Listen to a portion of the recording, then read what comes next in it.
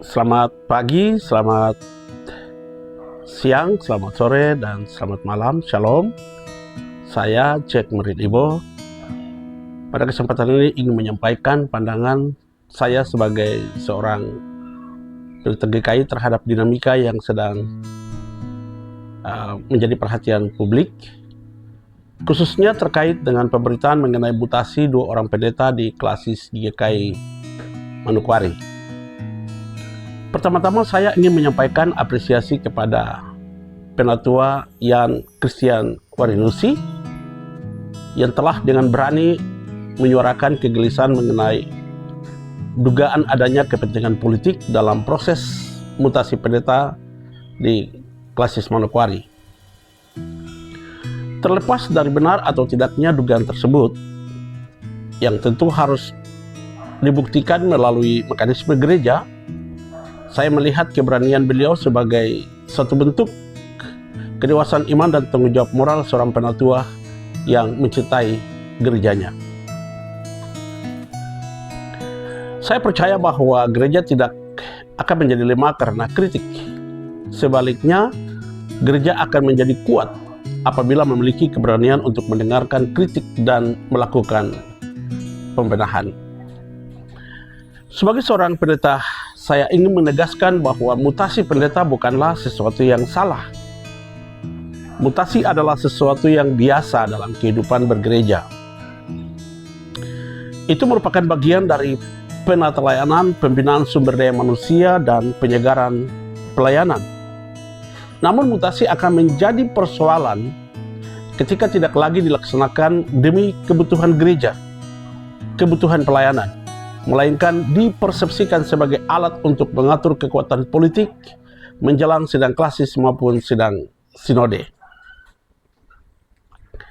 Kalau mutasi dipakai untuk kepentingan suksesi kepemimpinan, maka mutasi telah kehilangan makna pelayanan dan berubah menjadi instrumen politik gereja. Inilah yang menurut saya sangat berbahaya. Saya sendiri tidak terkejut apabila isu politik gereja kembali muncul.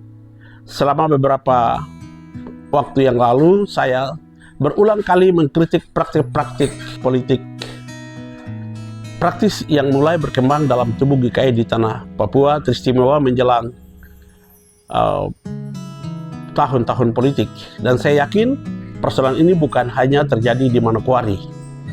Banyak pendeta, banyak penatua, banyak warga jemaat di berbagai klasis sebenarnya merasakan keluhan yang sama. Hanya saja mereka memilih untuk diam. Mengapa?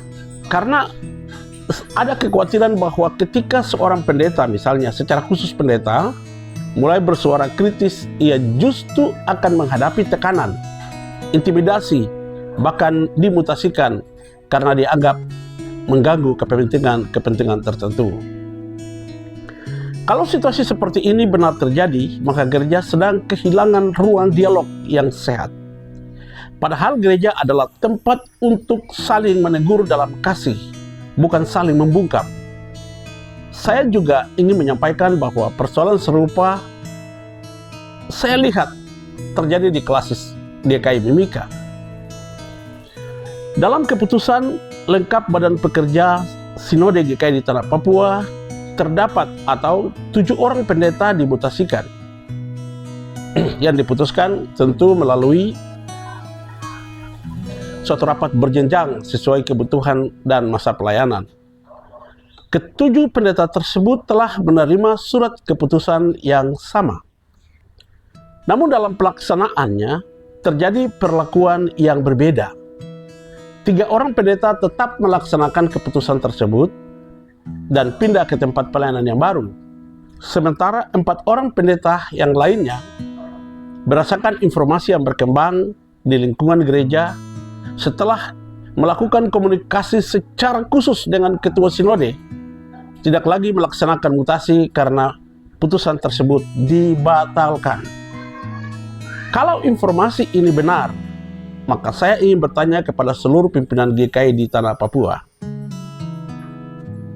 Di manakah letak keadilannya? Kalau 4 orang bisa dibatalkan mutasinya, mengapa 3 orang lainnya tetap diwajibkan melaksanakan keputusan yang sama? Sebaliknya, apabila keputusan rapat lengkap Badan Pekerja Sinode dianggap sah dan mengikat, mengapa 4 orang tersebut tidak diwajibkan melaksanakan keputusan yang sama? Inilah yang saya maksud sebagai krisis keadilan dalam tata kelola organisasi gereja. Keadilan tidak boleh diberikan kepada sebagian orang dan tidak berlaku bagi yang lain. Tata gereja tidak boleh diterapkan berbeda-beda hanya karena kedekatan dengan pimpinan atau karena memiliki relasi kuasa dengan pimpinan saat ini. Yang lebih memprihatinkan lagi, ada pendeta yang sudah meninggalkan klasis mimika sebagai klasis sesalnya, sudah melakukan serah terima jabatan, bahkan sudah mulai melayani di tempat kerja yang baru, kemudian harus kembali lagi ke timika karena keputusan mutasi dibatalkan oleh ketua sinode. Situasi seperti ini menimbulkan pertanyaan besar mengenai kepastian administrasi dan konsistensi keputusan organisasi di dalam GKI. Saya juga ingin mengajak seluruh warga GKI untuk melihat persoalan ini secara lebih luas. Sejak perubahan mekanisme persidangan GKI pada sidang sinode tahun 2022 di Waropen, di mana mulai ke depan proses sidang-sidang dimulai dari sidang jemaat, sidang klasis, dan kemudian sidang sinode, saya melihat ada ruang yang perlu dievaluasi secara bersama. Perubahan sistem tertentu dimaksudkan untuk memperbaiki pelayanan. Namun apabila dalam prakteknya sistem tersebut justru membuka peluang bagi kepentingan politik untuk memengaruhi penempatan pendeta dan proses suksesi kepemimpinan, maka gereja harus berani melakukan koreksi. Kita tidak boleh membiarkan gereja perlahan-lahan menormalisasi politik kekuasaan. Kita tidak boleh membiarkan mutasi pendeta dipersepsikan sebagai alat untuk membangun dukungan politik. Sebab ketika persepsi seperti ini bertumbuh, maka yang rusak bukan hanya sistem administrasi gereja. Yang rusak adalah kepercayaan umat terhadap GKI di tanah Papua. Dan ketika kepercayaan itu hilang, gereja akan kehilangan otoritas moralnya di tengah masyarakat. Saya ingin menegaskan bahwa pertanyaan ini bukan ditujukan untuk menyerang pribadi siapapun. Saya tidak mempersoalkan seseorang. Yang saya persoalkan adalah sistem. Sistem yang memungkinkan keputusan organisasi berubah tanpa mekanisme yang transparan akan selalu melahirkan pertanyaan dan kecurigaan. Karena itu, saya mengajak seluruh pimpinan GKI di tanah Papua untuk melakukan evaluasi secara terbuka.